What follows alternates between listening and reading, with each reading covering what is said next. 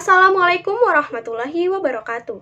Perkenalkan, nama saya Amanda Restu Auliadiva dengan NIM 21104110445, Fakultas Ilmu Sosial dan Ilmu Politik, Program Studi Ilmu Komunikasi UPN Veteran Jakarta.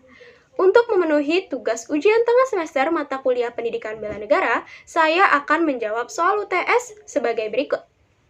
Yang pertama, jelaskan secara singkat mata kuliah Pendidikan Bela Negara di UPN VJ. Sebelumnya, saya ingin memaparkan pengertian bela negara. Bela negara adalah sikap dan perilaku warga negara yang dijiwai oleh kecintaan kepada Negara Kesatuan Republik Indonesia yang berdasarkan Pancasila dan UUD dalam menjamin kelangsungan hidup bangsa dan negara. Sebagai kampus bela negara, UPN Veteran Jakarta memberikan mata kuliah pendidikan bela negara yang diharapkan mampu menghasilkan lulusan sarjana yang selalu siap mempertahankan NKRI, Pancasila, dan UUD dimanapun dan kapanpun mereka bekerja. Mata kuliah ini berjalan dengan sangat baik, dan dengan mata kuliah ini saya menjadi tahu mengenai kasus-kasus penting yang sebelumnya mungkin belum saya ketahui. Dan saya juga menjadi paham bagaimana menyikapi kasus tersebut dan menjadi tahu wujud bela negara orang lain dari berbagai perspektif. Mata kuliah ini diperlukan bagi mahasiswa untuk pembinaan karakter, penguatan revolusi mental, dan mempersiapkan mahasiswa dalam menghadapi ancaman maupun konflik di negara. Untuk soal selanjutnya, bagaimana mengimplementasikan nilai-nilai bela negara dalam kehidupan sehari-hari? Dalam mengimplementasikan nilai-nilai bela negara tentunya tidak selalu dalam wujud perang.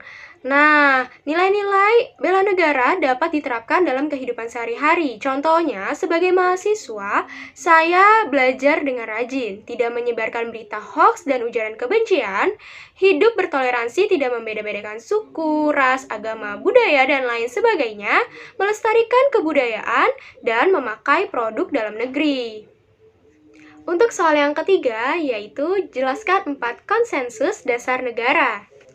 4 konsensus dasar negara atau yang biasa disebut sebagai 4 pilar adalah tiang penyangga yang kokoh atau sokoguru agar rakyat Indonesia merasa nyaman, aman, tentram, dan sejahtera serta terhindar dari berbagai macam gangguan dan bencana. Pilar adalah tiang penyangga suatu bangunan agar bisa berdiri secara kokoh. Bila tiangnya rapuh, maka bangunan akan mudah roboh. 4 pilar kehidupan berbangsa dan bernegara adalah kumpulan nilai-nilai luhur yang harus dipahami seluruh masyarakat dan menjadi panduan dalam kehidupan ketatanegaraan untuk mewujudkan bangsa dan negara yang adil, makmur, sejahtera, dan bermartabat. Konsep 4 pilar kehidupan berbangsa dan bernegara terdiri dari: pertama, ada Pancasila. Pancasila sebagai ideologi dan dasar negara. Sebagai dasar NKRI, Pancasila memiliki fungsi yang sangat fundamental. Pancasila disebut sebagai sumber dari segala sumber hukum. Sifat Pancasila yaitu yuridis formal, maka mengharuskan seluruh peraturan perundang-undangan berlandaskan pada Pancasila. Pancasila sebagai dasar filosofis dan sebagai perilaku kehidupan, artinya Pancasila merupakan falsafah negara dan pandangan atau cara hidup bagi bangsa Indonesia dalam kehidupan bermasyarakat, berbangsa, dan bernegara untuk mencapai cita-cita nasional. Pancasila menjadi karakter masyarakat Indonesia sehingga menjadi identitas atau jati diri bangsa Indonesia. Pancasila merupakan rujukan, acuan, sekaligus tujuan dalam pembangunan karakter bangsa. Adapun 5 sila dalam Pancasila yang tertuang dalam pembukaan Undang-Undang Dasar 1945, yaitu yang pertama, ketuhanan yang Maha Esa, kedua, kemanusiaan yang adil dan beradab, ketiga, persatuan Indonesia, keempat, kerakyatan yang dipimpin oleh hikmat kebijaksanaan dalam permusyawaratan perwakilan, kelima, keadilan sosial bagi seluruh rakyat Indonesia. Yang kedua, ada Undang-Undang Dasar 1945. Nilai-nilai luhur Pancasila tertuang dalam norma-norma yang terdapat pada pembukaan Undang-Undang Dasar 1945. Norma konstitusional UUD 1945 menjadi acuan dalam pembangunan karakter bangsa. Keluhuran nilai dalam pembukaan Undang-Undang Dasar 1945 menunjukkan komitmen bangsa Indonesia untuk mempertahankannya dan tidak mengubahnya lagi. Ketiga ada NKRI. Dalam pasal 1 ayat 1 UUD 45 disebutkan bahwa negara Indonesia adalah negara kesatuan yang berbentuk republik. Dalam pembangunan karakter bangsa dibutuhkan komitmen terhadap NKRI. Karakter yang dibangun pada manusia dan bangsa Indonesia adalah karakter yang memperkuat dan memperkokoh komitmen terhadap NKRI. Bukan karakter yang berkembang secara tidak terkendali apalagi sampai menggoyahkan NKRI. Maka rasa cinta terhadap tanah air perlu dikembangkan dalam pembangunan karakter bangsa. Pembangunan karakter bangsa melalui pengembangan sikap demokratis dan menjunjung tinggi hak asasi manusia. Pembangunan karakter harus diletakkan dalam bingkai menjunjung tinggi persatuan dan kesatuan bangsa, bukan memecah belah NKRI. Terakhir ada Bhinneka Tunggal Ika.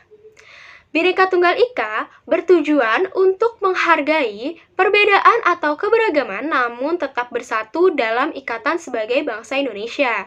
Tidak bisa dipungkiri, Indonesia terdiri dari berbagai macam suku, agama, ras, dan lain sebagainya. Keberagaman ini harus dipandang sebagai kekayaan bangsa Indonesia itu sendiri yang bersifat kodrati dan alamiah. Keberagaman bukan untuk dipertentangkan, apalagi diadu domba antara satu dengan yang lain sehingga berakibat pada terpecah belahnya Indonesia.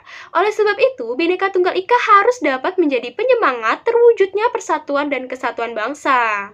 Selanjutnya yaitu soal kasus dan solusinya. Pada kasus ini saya menganalisis mengenai jati diri bangsa yang berisikan Ketua DPR RI Bambang Susatyo atau Bamsud mengingatkan Indonesia seperti mulai kehilangan jati diri bangsa. Jati diri bangsa adalah identitas suatu bangsa yang menjadi pemicu semangat kesinambungan hidup bangsa yang bersangkutan.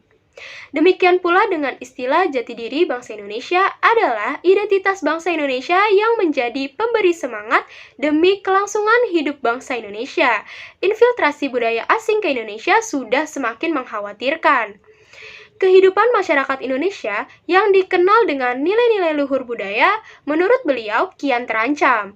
Apalagi saat ini, menurut Bamsud, budaya K-pop sudah hampir menguasai dunia, bersaing ketat dengan budaya Barat. Selain itu, ironisnya saat ini kita seakan melupakan karakter bangsa dalam hal toleransi. Dengan demikian, penyelesaian kasus tersebut yaitu seharusnya pemerintah mengajak seluruh anak bangsa kembali ke jati diri manusia Indonesia yang sesungguhnya.